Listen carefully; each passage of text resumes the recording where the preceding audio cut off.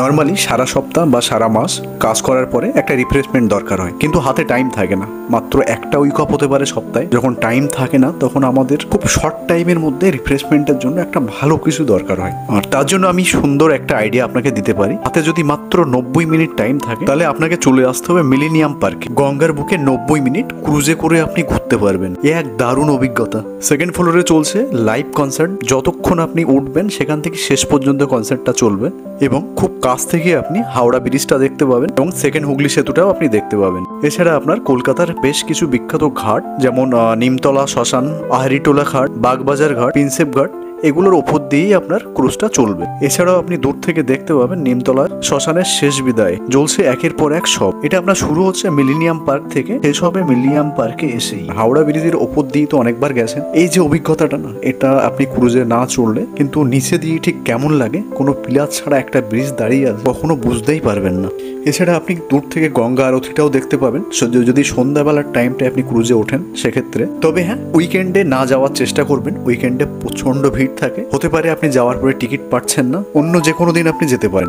এটা আপনার খোলা থাকছে সোমবার থেকে শুক্রবার 6টা থেকে, আর সানডে আর স্যাটারডে থাকবে 5টা থেকে। সময় অনুযায়ী এটা চেঞ্জও হয়।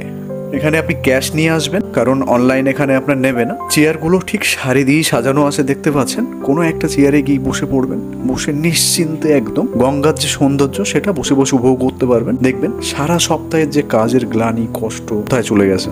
এছাড়াও আপনি সময় পেলে যদি একটু আগে আসেন, প্রিন্সেপ ঘাটটাও খুব ভালোভাবে আপনি দেখে নিতে পারেন। আমরা যখন এসেছিলাম এখানে একটা সিনেমা সম্ভবত শুটিং হচ্ছিল প্রিন্সেপ ঘাটে। আচ্ছা, এখানে কিন্তু একটা সুন্দর রেস্টুরেন্ট আছে যেখানে আপনি বেশ কয়েক রকম কোয়ালিটির ফুড আইটেম আপনি পাবেন এবং এগুলো খুবই টেস্টি। হ্যাঁ, এর প্রাইসটা অনেকটাই হাই বাইরে থেকে, যেহেতু ক্রুজের মধ্যে, তার জন্য তো আপনি এখান থেকেও যে কোনো খাবার ট্রাই করতে পারেন।